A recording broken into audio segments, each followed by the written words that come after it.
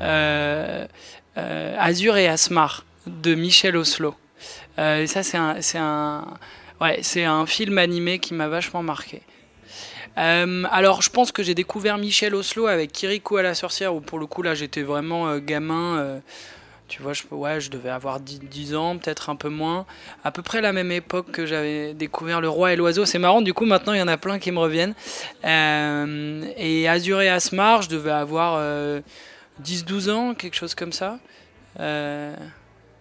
Et ouais, et c'est à la fois la beauté du dessin, l'histoire aussi.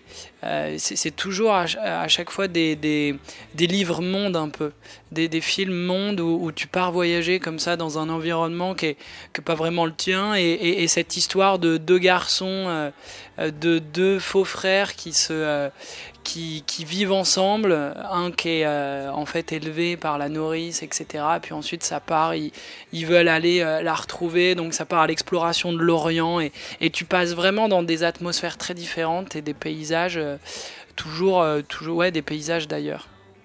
Première réaction, écoute, j'imagine de l'émotion. C'est l'avantage de contes aussi pour enfants, c'est que souvent ça se finit bien à la fin, donc tu pars plutôt sur une bonne note.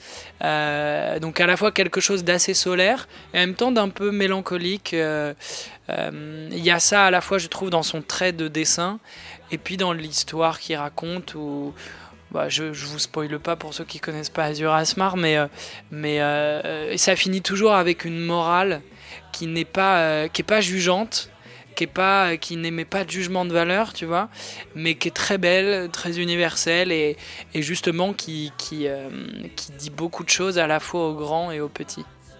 Ouais, il y a des scènes qui m'ont marqué. En fait, l'idée c'est un périple où, si tu veux, il faut qu'ils trouvent des clés pour ouvrir des portes, et donc il y a toute cette imagerie de la clé et de la porte ouverte. Je me souviens justement, à un moment, ils ont le choix entre plusieurs portes, et évidemment il y en a une qui est liée forcément à l'enfer, une à quelque chose de très positif, etc. Et t'as plusieurs chemins comme ça, et ça m'a marqué de voir ces personnages confrontés au choix, à une décision qui peut complètement bouleverser à la suite de l'histoire.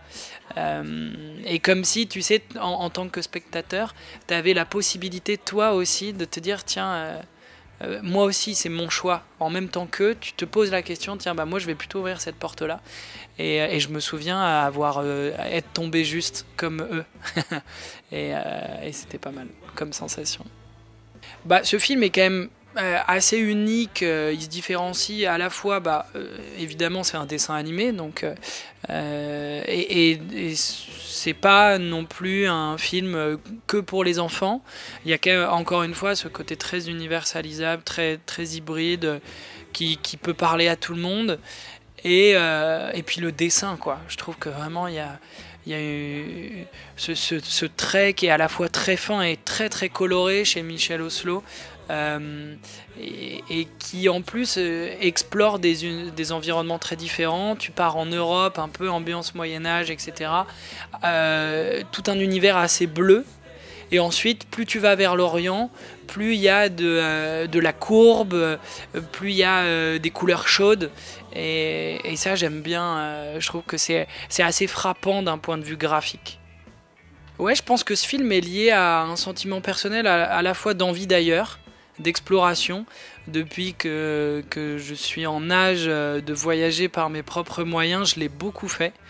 Et c'est vrai que c'est quelque chose qui me nourrit beaucoup, de voyager, d'aller à l'encontre de l'inconnu, de la découverte, et seul aussi. Je pense qu'il y a aussi ça chez Michel Oslo, une espèce d'exploration un peu de la solitude dans ses personnages, qui me traverse particulièrement.